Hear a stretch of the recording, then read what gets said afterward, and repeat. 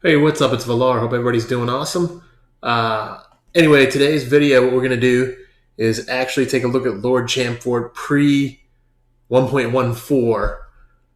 He's getting buffed in 1.14. I'm actually kind of excited about it too, but I want to show him right now because believe it or not, I don't think he's that bad. He's not great by any means whatsoever. He's kind of like your mediocre legendary. However, I'm considering booking him if tomorrow 1.14 comes out and I like him. I'm going to do a follow-up video. I'm not going to showcase him in Clan Boss at all today. We're going to do him in some dungeons and just look at his gear and his masteries and his skills. I pulled the Lord Champfort when there was the Draco event going on, the 10x Draco, and I actually pulled him. I pulled a couple sacreds. I only had like 2 or 3. I didn't do a video on or anything, and I got Lord Champfort out of one of them. So that's kind of where my Lord Champfort has come from. But his damage is being changed to where it's going to scale off HP. Plus, he's going to have a decreased defense as his A1, which I think is huge. So if anybody has Lord Champfort, this is kind of a look at him prior to it, prior to the 1.14.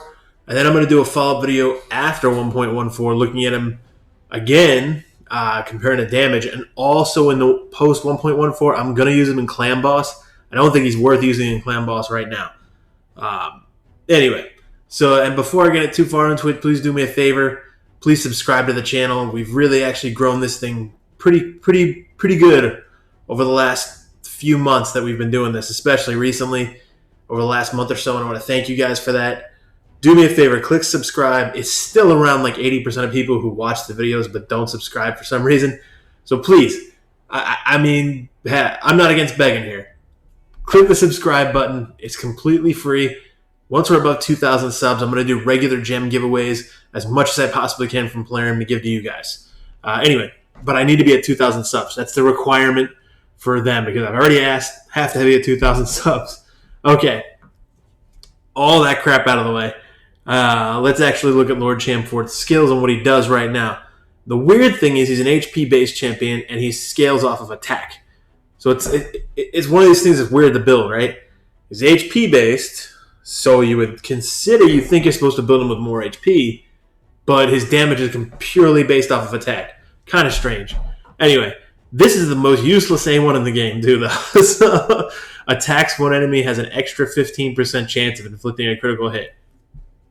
I mean, that doesn't do anything, right? Like, who cares? Whatever. It doesn't even do that much damage. So, big deal. You get an extra 15% for a crit. You're not going to build them with like only 85%, even though I think that's around where I have them. Crit rate. You actually want them to be around 100% crit rate, of course. But the cool thing about what's going to happen with this is it's going to be scaled to HP, and on his A1, he's going to have a decreased defense added. So the fact that he has the decreased defense on his A1, plus this ability here, Earthshaker, I do like this. So in Faction Wars, he's actually really good right now. It's an AoE. It places decreased accuracy, the bigger version, 50% decreased accuracy, but also a 50% decreased attack for 2 turns on everybody. So it does it on all the waves or whatever you use it in Faction Wars. You could use him in Clan Boss because of this too, but it has a cooldown on this. So I wouldn't recommend using him unless you had like a Vizier, which I've got Vizier, so I may try to pair him with that and just do some experimentation. Anyway, but the decreased accuracy, meh. I mean, I guess it could be okay if you can build the accuracy high enough to land it in arena, and then maybe actually, decrease the accuracy of some of these other guys. But you got to have ridiculously high accuracy yourself anyway. But you can book this to a 3-turn cooldown, and it lasts for 2 turns. So it's actually not bad. He significantly takes less books than most legendaries, too. So he's got this passive, too. He places a shield buff on this champion for 2 turns at the start of each turn. Will place 15% decreased speed for 1 turn on whichever champion destroys the shield. The value of the shield is proportional to his max HP. So you want a big HP, but his other 2 abilities are scaling off attack for the damage. And then this is massive, though. This aura right here, this is massive. I actually wish this was all battles, though, because if this was all battles, I would just use him in my Clan Boss team all the time, actually. Increases ally HP in dungeons by 50%. So that's actually a really good carry in dungeons, depending on what else you have.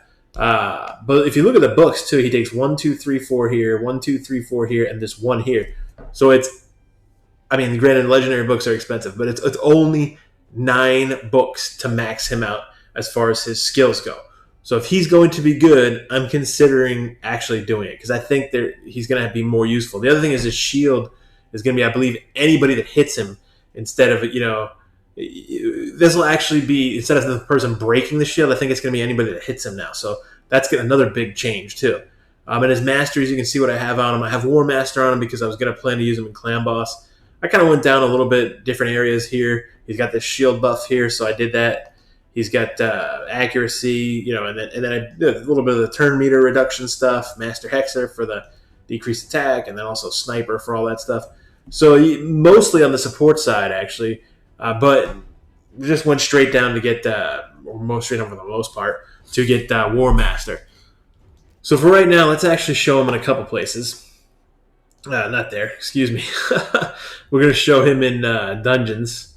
We'll show him in Arcane Keep real quick, which is really was the only place I was using him for a while, but I've tested him out in Dragon and Ice Golem, and I actually replaced Arbiter with him. So granted, my Ice Golem team is very good besides him, so but it still works. Like with him, I don't need the res or anything like that because he provides so much more sustain with just a huge HP boost in dungeons. So that part's nice. So I do think he has some uses right now. You could probably use him in Arena. I don't use him in Arena at all. I don't think my build for him in Arena is that good, and I meant to show that. So after this dungeon, we'll go back and I'll actually show the gear real quick, and then I'm going to show him in Golem and Dragon. So that'll be the 2 other places I show him in this video. So here, Golem and Dragon, but we'll look at his gear, which I forgot to show you. I apologize. So after this run here, this run's actually going a little bit longer than my normal runs do. It's about a minute usually that I do. But that's all right. No big deal. It'll be about a minute and 10 here, probably a minute and 15, I'm guessing. Something like that. But you can see his damage isn't exactly like super impressive or anything by far. Like he's been hitting for 5,000 and things like that. I mean, that's not even that great. Oh boy. Okay, so minute 13, perfect. But 137 damage. He outdid Stag Knight, and he outdid almost one of the Royal Guards too. So his damage actually wasn't terrible. Was not terrible at all, actually. So that shows you he's useful. Is he God tier? Absolutely not. Not by any means whatsoever. Right? Is he middling? He's like the low level mid tier is what I feel like. He juts outside of trash, but he's not quite trash. And I'm glad he's getting buffed. But I put him in Life and Immortal because I didn't want to build the HP. I put crit rate gloves on him with crit damage. I put an HP chest on him with some speed, some defense. Put some 6-star speed boots on him with some HP on there as well. I got this triple crit rate roll on this life piece here. I got the accuracy and speed on this helm right here. And then this rolled just singles across the board. But that's okay. And then on his pieces, I didn't even upgrade him to 16 yet. But I got an attack ring. I prefer an HP ring, but this rolled a double HP. It was the best I could do. And then I have this crit damage amulet. It's okay. So, I wish I would have rolled the accuracy. It rolled pretty crappy there. And then 6-star accuracy banner as well. So his total stats are right here. 68,000 HP. 2,100 attack. So his attack's not really that high. But that's, again, you're building with HP. So I feel like the build I have for him right now will actually do pretty well once this 1.14 goes live. So, and then, 1,800 defense, 188 speed. Okay, I have 98 crit rate on him, almost 132 crit damage, not that high, and 251 accuracy. So that's not a bad build. It's pretty solid, actually. And then let's actually show him in Dragon here, and then Golem as well, and then we'll call it a video. So I got to restore the energy. We'll show him in the beginning, and then I'll kind of pause it so you don't have to sit through, the entire Dragon run. Dragon run is going to be about a minute and 50-ish. It's like right under 2 minutes usually. But right there you saw he did actually do some decent damage. It's not like God tier damage. He did about 24,000, 25,000 each hit. So that's actually pretty good. Not terrible by any means. So what I'm going to do is pause it right here and come back in once we're at the Dragon. All right, we got to the Dragon in just about a minute. I don't have my team all geared out to do super speed runs, so my runs take about 2 minutes on average. Hopefully, it'll actually go that quick right here too. I think it should. But he's providing a lot more sustain, and I almost feel like I should have taken out Arbiter for this run too. I am in Golem, just because I probably should have put another Royal Guard in there. It's kind of what I'm thinking because of his HP aura. But anyway, it is what it is. Too late for that now. So yeah, it looks like we're gonna finish this up in just about 2 minutes here. But at the boss, you can see he's not really pumping out much damage or anything. Granted, I don't have his attack very high. So this is where I feel like it's going to be really different. Right? Hopefully his damage multiplier is pretty good. And then with the HP, it'll actually wind up being decent. But 564, he outdamaged Tyrell. He's obviously not going to do as good as a Royal Guard and a Xavier in that type of a dungeon.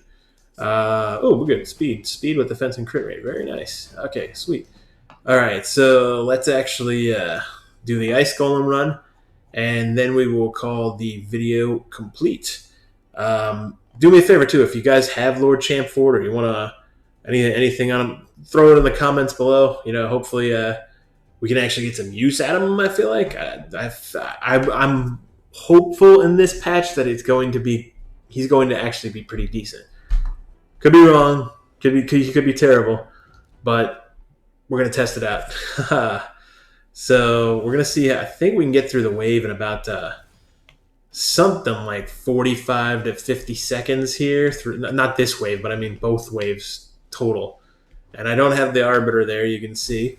But Champfort's providing more sustain by that 50% HP, which is a huge aura, really, when you think about it. I mean, it's just humongous. Like even all these guys who are real squishy are getting actually a lot more value out of that because their HP is increased 1.5 times. So or not 1.5 times, but their HP is increased. Although right there, I didn't lose Dark Elhain the last time. So that part kind of sucks, actually. But whatever. So there we go, 50 seconds exactly. And then we're going to get to the Golem. More than likely in this scenario, though, it's actually kind of Rotos carrying us because I'm just going ham on everything. And he could solo this by himself. Come on. Oh, man. I was hoping that was enough damage to knock out that guy, but it was not. And now we lost a Royal Guard, too. So we're going to have Rotos kind of tighten it up for us here. Come on, buddy. Come on, buddy. All right. I'll pause it. We'll come in at the end. Okay, there we go. We got the block revive on both of them finally, which is a little more than 2 minutes. Do I think you should rush out and build them right now? Maybe, right? I don't know. You can tell I didn't put the books in yet. I'm going to test it out tomorrow, see what happens when this patch goes live.